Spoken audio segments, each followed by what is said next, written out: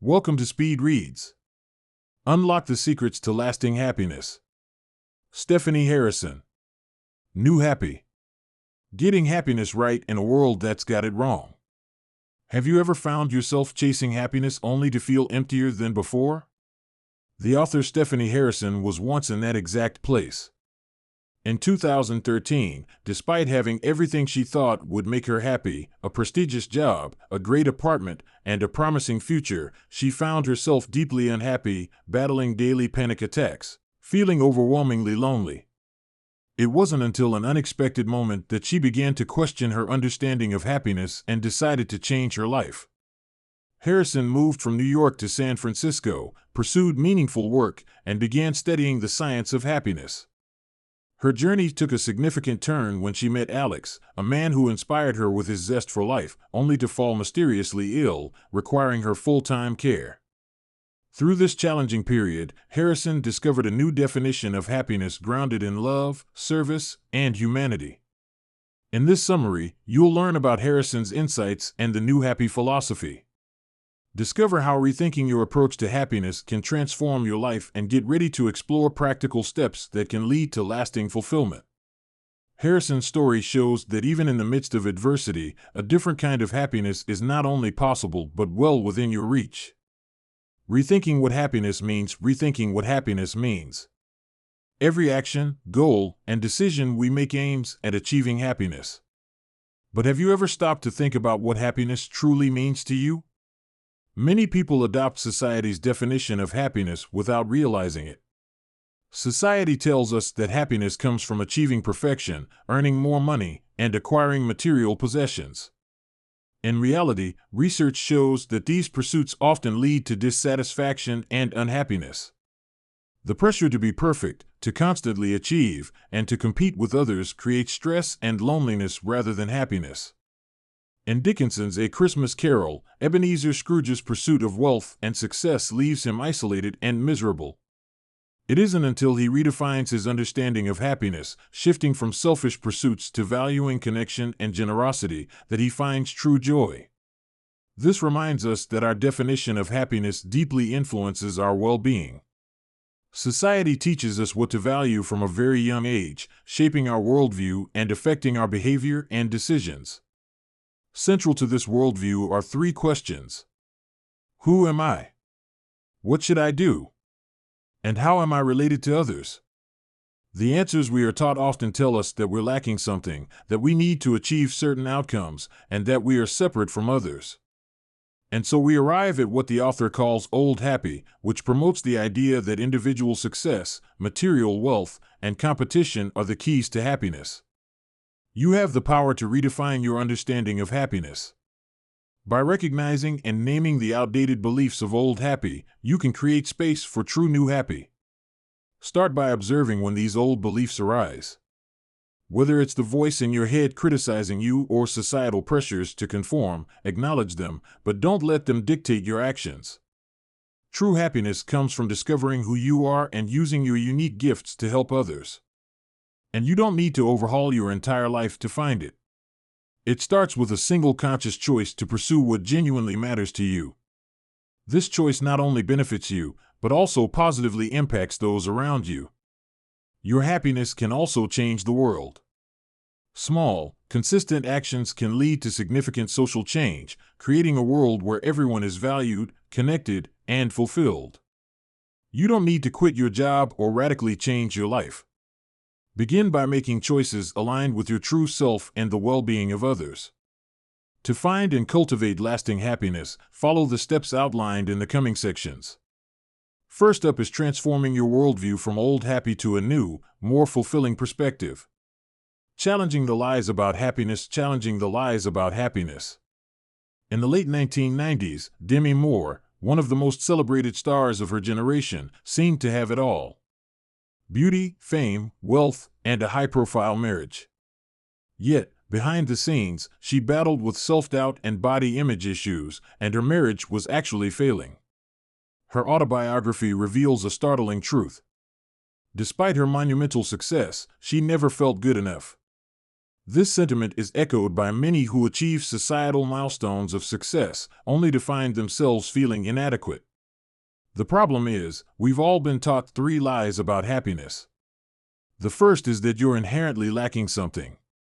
Society's standards create a belief that no matter how much you achieve, you'll never be enough. This belief drives you to judge and punish yourself for perceived shortcomings. You might catch yourself thinking, "I'm an idiot," or "I never do anything right." These thoughts aren't truly yours, but are conditioned responses from a culture that constantly tells you you're not enough. To combat this, consider using a tool called the breakup. When you find yourself conflating your self-worth with your actions, break the thought into two parts. For instance, "I forgot Brian's birthday. I'm such a bad person." This practice, grounded in cognitive behavioral therapy, helps you separate your worth from your actions, promoting unconditional self-acceptance. Now, the second lie we're taught about happiness is that it will come once you've achieved specific goals. These extrinsic goals, such as wealth, popularity, and external validation, often leave you feeling empty once attained. For instance, tennis champion Andre Agassi felt nothing upon reaching number one in his field. The goals imposed on him by others didn't fulfill him because they weren't his own. Reflect on your goals and consider which ones genuinely matter to you. Are they driven by societal expectations or by personal values? Focus on intrinsic goals that fulfill your true needs, such as building positive relationships, contributing to your community, and personal growth. These goals bring joy not only when achieved, but throughout the process of pursuing them. The third lie we all face around happiness is the belief that we're separate from others. Modern culture often promotes individualism, leading to a sense of isolation. But true happiness is deeply connected to our relationships with others. Studies have shown that the happiest people are the most connected to others. Loneliness, on the other hand, has detrimental effects on both mental and physical health. Foster connections by creating overlaps with the people in your life. Look for their strengths, find commonalities, engage in shared activities, and ask meaningful questions. Understanding that your potential is unlocked through your relationships with others helps you see the value in these connections. Embracing a new perspective can transform your understanding of happiness. This new happy worldview asserts that you're enough as you are. You grow through authentic actions aligned with your true self, and you're inherently connected to others. This foundational shift sets the stage for exploring how to achieve lasting joy and fulfillment. The interconnected nature of true happiness. The interconnected nature of true happiness. In 1943, Abraham Maslow, a humanistic psychologist, published a theory of human motivation, outlining 5 core human needs: psychological, safety, love, esteem, and self-actualization. These needs were misrepresented in the form of a pyramid, even though Maslow never created such a pyramid. A pyramid reinforces several old happy misconceptions, such as that self-actualization is about reaching external achievements like fame, power, and wealth. In actual fact, Maslow described self-actualization as pursuing actions that are authentically motivated by your true inner self. Maslow's pyramid also isolates you by emphasizing individual needs without considering connections to others or a greater purpose. The truth is, helping others is essential for true happiness. It's not only a need like sleep or food, it also makes you feel good, reduces stress, and enhances your general well-being. Helping others activates the same part of the brain that responds to food or sex, releasing neurotransmitters that make you feel good. Do you find it hard to ask for help? We're all influenced by a cultural belief that needing help makes you unworthy. Olympic swimmer Michael Phelps, despite his immense success, found that asking for help was one of the hardest things he ever did. Here, it's essential to recognize that everyone needs help. And actually, when you ask for help, you're giving someone the chance to feel the joy that helping brings. Looking at yourself with kindness and creating a list of signals that indicate you need help can make it easier to reach out. Remember, emotions are data that show whether your needs are being met. In your daily life, you can act as a designer of a better world by making 3 key shifts. First, ask yourself, how can I help, and look for ways to contribute. Second, recognize who helped me and appreciate the support you received. Third, observe where are others helping and gather evidence of the good in the world. These shifts can transform your perspective from seeing the world as a competition to recognizing it as a web of connections. In this world, good abounds and you can be a part of it. Discovering and using your unique gifts. One day, when Richard Adams was driving his kids to school, they asked him to tell a story. As a result, he invented a tale about two rabbits, Hazel and Fiver, embarking on a dangerous journey. This story became the beloved book Watership Down. Adams, a civil servant, discovered his gifts at the age of 52, showing that it's never too late to uncover your own. Everyone has unique gifts, which fall into three categories: humanity, talent, and wisdom. Your gifts are joyful, incomparable, and have the power to make a significant contribution to others. These gifts are deeply personal and can only be identified by how they make you feel. When you use them, you feel alive and connected to your true self. Your humanity gifts are the way you express your good, loving nature. Start by generating love within yourself. Do this by imagining sending love to someone or mentally doing so during in-person interactions. Slow down and ask yourself, what's the next right loving action? This could be as simple as helping someone in need or offering a kind word. By staying open to love, you connect deeply with others, creating a happier, more peaceful world. As for your talent, this is uncovered by finding what excites and interests you. Look for moments of curiosity and excitement and allow these sparks to guide you. Turn these interests into talents by finding activities that facilitate flow states. Those moments where you're so absorbed in what you're doing that time seems to disappear. Working collaboratively or in a group can also enhance your talents. As your talents evolve, you can go deeper into what you're already doing, explore related fields, or take a leap into something entirely new. Now for wisdom. This comes from your life experiences. It can be challenging to see your own wisdom, so focus on how your experiences can help others. Reflect on 4 key areas: your life story, your accomplishments, your difficulties, and your connections with others. Sharing your wisdom doesn't just help the individual, it contributes to our collective understanding, enabling positive progress for society. By uncovering and using your gifts, you will both enhance your own well-being and also create a positive impact on those around you. So what are your unique gifts? How will you use them to make a difference?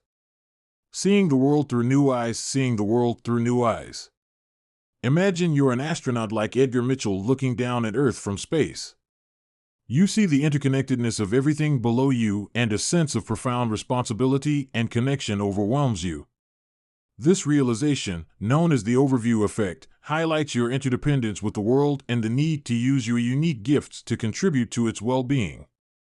Albert Einstein understood this interconnectedness. He believed that true satisfaction comes from developing and using your latent gifts, which not only brings personal happiness, but also contributes to the flourishing of your community. Indigenous worldviews also emphasize the importance of community and interconnectedness, resulting in mental, physical, and ecological benefits. To connect with the world and serve it, start by broadening your identity. See yourself not just as an individual, but as a human being among billions. Recognize how much the world contributes to your survival and well-being. Every day, countless people, past and present, have made contributions that allow you to live comfortably. Reflecting on this can inspire you to find ways to contribute back to the world, achieving a deeper, more fulfilling happiness.